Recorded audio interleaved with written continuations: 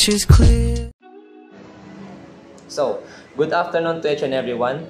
Back again with our third task, no? Which is yung tinatawag natin, we will create a tuple, no? A tuples, creating the 5 student names. So, in this part, gagawa tayo ng tuples, no? Na magkukontain ng 5 names ng ating mga student. And so, sa part na to is that kailangan natin i-print yung first and the last part ng ating student names. Yung dalawang first and last part lang ng ating values mamaya. So before we proceed, no, allow me to give you an introduction on what is tuples means, no. In tuples, no, yung tuples po is para din siyang list. So since siya ay isang immutable, hindi siya ma-change. However, we can print out, no, those names or numbers na gusto nating i-print out na hindi siya ini-include yung lahat ng kanyang content. Let's say, if meron tayong 5 student, no, in our task, we will make 5 student names. However, we will just print the first and the last names. Hindi na included ang ating tatlong student names. Ang ating i-print out lang yung first student lang and yung last student. So, without further ado, let's start the coding. I will pop the screen right here. Alright, now in the first part, no, gagawa tayo ng variable names, which is yung student. So I put here is student, no. So I'll put here the student, no. Student, yan. And this part, yan. So maglalagay ako ng mga student names, 5 student names, since yun nakalagay sa ating task. So student, I'm gonna name John, no. John. The first name is John. Yan. John. Another one. Guess I will put my nickname na lang. My name, Bim. So, Bim. Yan.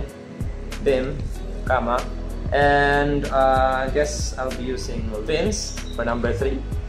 So, Vince. Yan. Vince for number 3. You still want another, no? Another 2 names.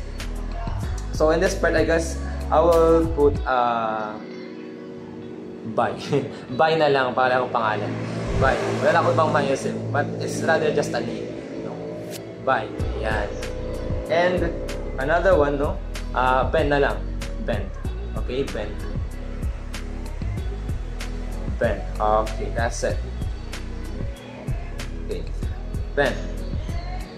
And then sa part na to, this is where the magic happens, no? Dito natin i-print out yung first and yung last na student names natin, which is yung ating first name na si John at yung last name na si Ben. Sila lang dapat dalawa ang mag-pop out sa screen mamaya pag ni-run natin ang code.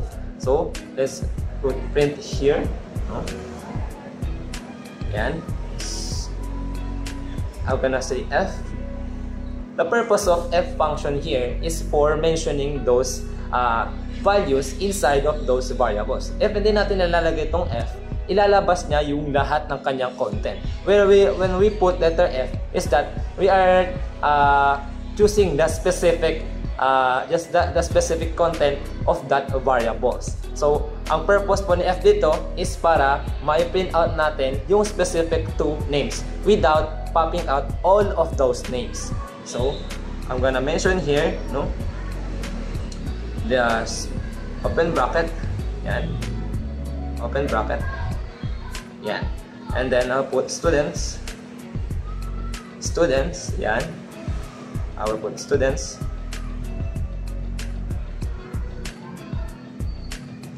and then the box bracket, no, and I'm gonna put 0.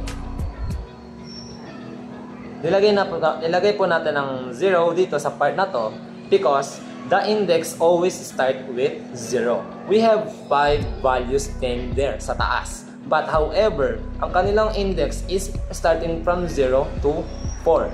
Okay? So in this part, since ang unang pangalan na gusto natin i-print out, so therefore, ang kanyang index ay 0. So ang first name is yung 0. Therefore, si John, ang kanyang index ay 0. So it is 0. Yan. Then, close bracket. Yan. I'm gonna put some /n or n9 here para magkaroon naman siya ng isang n lines baba. So, I'm gonna mention the student again, yung ating pangalawang last student na ating ipapop out mamaya. So, I'm gonna put here student, yan. Student and 1, 2, 3, 0, 1, 2, 3, 0. So, I'm gonna put here the 4. So, student number 4. Since ika-4 ang last index number ng ating value, name, yung ating name. So, sa last part na to, si Ben, ang value niya is yung number 4. Ang kanyang index is 4. So, therefore, ang mention natin dito is number 4. So, sa part na to, no, we'll just put a closing bracket, no? And then, quotation mark, and then, closing parenthesis. So, we'll just have to run this code, and let's see if dalawang names lang ang magpa-pop out mamaya sa screen pag nilan natin to. So, let's just run this code, no? Ayan. So, there. You get it. You have it. That is the final output. So, sa part na to, mention natin ang 0 and yung 4. Which is yung 0 is si John, at yung number 4 natin is yung si Ben. Therefore, successful ang ating coding. And that's all. Thank you.